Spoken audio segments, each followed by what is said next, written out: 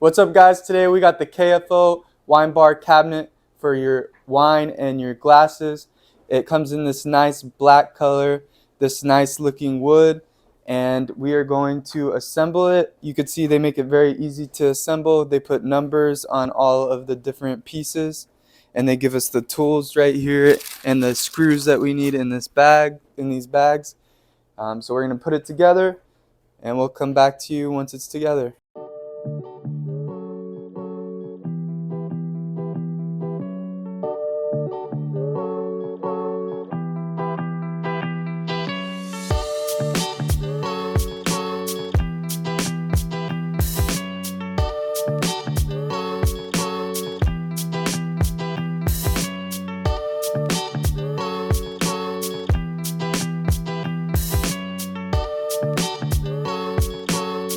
Alright, what's up, guys? We finished building it.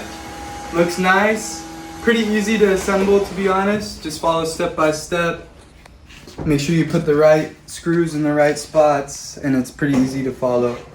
Looks pretty nice, so check it out.